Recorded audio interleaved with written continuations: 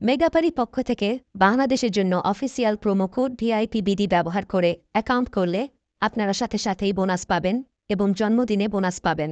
অ্যাপসটি যদি আপনার ফোনে না থাকে তাহলে আপনারা গুগল ক্রোম বা অন্য কোনো ব্রাউজার থেকে সার্চ দিয়ে অ্যাপটি ইনস্টল করে নেবেন, কারণ অ্যাপসটি প্লে স্টোরে পাওয়া যায় না।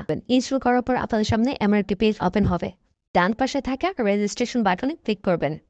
রেজিস্ট্রেশন বাটনে ক্লিক করার পর আপনাদের সামনে নতুন একটি পেজ ওপেন হবে।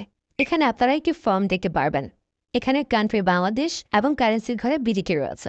এখানে আপনারা একটি ইমেল অ্যাড্রেস দিয়ে দেবেন এবং নিচে পাসওয়ার্ড দিতে হবে। পাসওয়ার্ডটি দেওয়া হয়ে গেলে নিচে রিপিট পাসওয়ার্ডের জায়গায় সেম পাসওয়ার্ডটি পুনরায় দেবেন। এটি দেওয়া হয়ে গেলে নিচে একটি প্রোমো কোডের ঘর দেখতে পাবেন। এই প্রোমো কোডের ঘরে মেগাপারির অফিসিয়াল প্রোমো কোড ভিআইপিবিডি বড়হাতে ব্যবহার করবেন। প্রোমো কোড ভিআইপিবিডি ব্যবহার করলে আপনারা প্রথম ডিপোজিটের নিশ্চিত 130% বোনাস পাবেন। তাছাড়া প্রত্যেক সপ্তাহে বোনাস, আপনার জন্মদিনে বোনাস পাবেন। মেগাপারির অফিসিয়াল প্রোমো কোড ভিআইপিবিডি ব্যবহার করার পর নিচে এখানে 4টি ঘর রয়েছে, এগুলোতে টিক চিহ্ন দিয়ে সবুজ বাটনে ক্লিক করবেন। পারবেন এটি রোবট ভেরিফিকেশন। রোবট ভেরিফিকেশন শেষে আপনাদের সামনে এরকম একটি ইন্টারফেস শো করবে।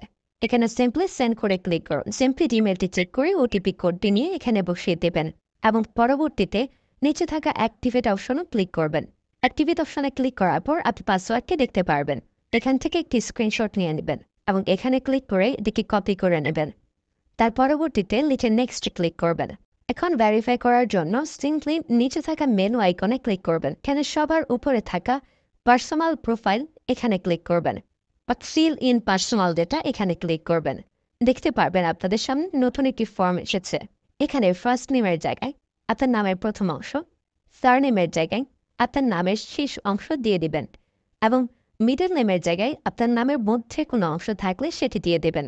ডেট অফ বার্থের ঘরে আপনার এনআইডি কার্ড অনুসারে জন্ম তারিখটি দিয়ে দেবেন এবং প্লেস অফ বার্থের জায়গায় আপনার জন্মস্থানের নামটি লিখে দেবেন। রিজিয়নের জায়গায় বাংলাদেশ দেবেন এবং সিটির ঘরে আপনি যে সিটিতে রয়েছেন সেই সিটির নামটি দিয়ে দেবেন।